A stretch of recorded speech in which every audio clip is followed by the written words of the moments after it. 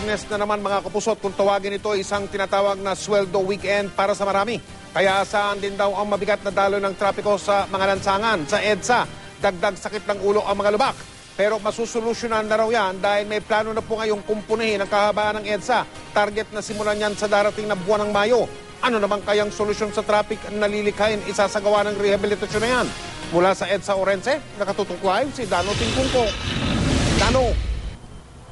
Mike, sa mga oras na ito ay ganito ang lagay ng trapiko dito sa bahagi ng EDSA sa may Estrella. Sa nakikita ninyo sa aking likuran, halos wala ng galawan at bumper-to-bumper na mga sasakyan kapwa sa northbound at southbound lane. Hindi na bago para sa marami sa atin ang ganitong sitwasyon sa EDSA tuwing rush hour. Pero paano pa kaya kapag nasimulan na ang rehabilitasyon ng EDSA na inaprubahan na ng Metro Manila Council kanina?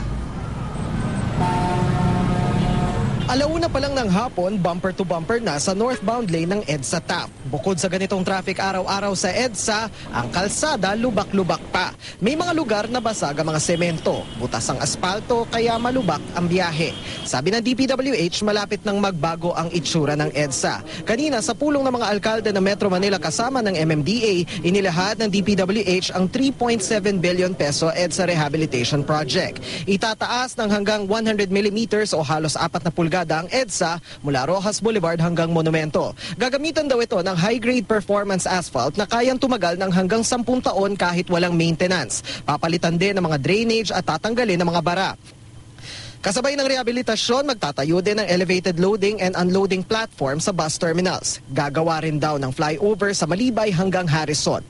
Wala namang tahas ang pagtutol ang mga alkalde sa proyekto. Ang tanong nga lang, anong magiging sitwasyon ng dati na ngang matraffic na EDSA?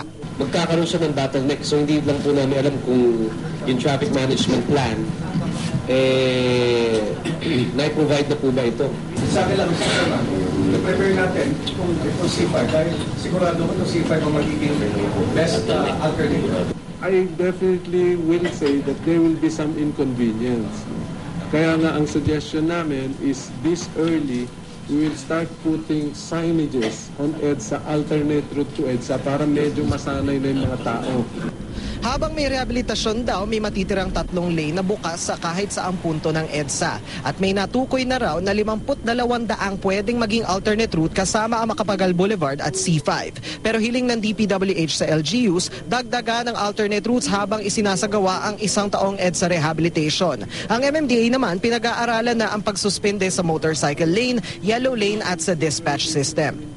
Hindi mo kaya dapat i-consider din sa pakikipagtulungan sa Metro Manila Mayors na mahiling natin yung mga private subdivisions na magbukas pansamantala sa designated na oras. Hindi lang yun, baka mahiling ng ating kagalang-galang na kalihim, nandito si General Lina Sarmiento, na iurong ng konti pansamantala yung gate ng Camp Crame para yung buhol natin sa Santolan ay ma-address. Mike, ayon sa MMDA, pinaplansya na lang daw ngayon ang ilang technical details ng proyekto tulad ng rerouting sa mga pribado at pampublikong sasakyan. Target ng DPWH na simulan ng rehabilitasyon sa Mayo pagkatapos ng eleksyon. Posible raw na matapos ito sa loob ng 24 na buwan bago ang APEC Summit. Yan muna latest mula rito sa ating kinatatayuan sa Makati. Balik sa iyo, Mike. Dano, umpisa niyan, Mayo, tagulan na yun, ha? Diba Mayo unyo, nag-uulan na? Yun nga rin yung isa sa ating mga tinanong sa MMDA at saka sa DPWH. Although sinabi ni MMDA Chairman Francis Tolentino na ang sinabi daw sa kanila ng DPWH at ang isa sa mga guarantee ay non-stop yung magiging trabaho ng DPWH sa EDSA Rehabilitation Project. Yan ay maaraw man o umulan, Mike. Maraming salamat, Dano Tingkungko.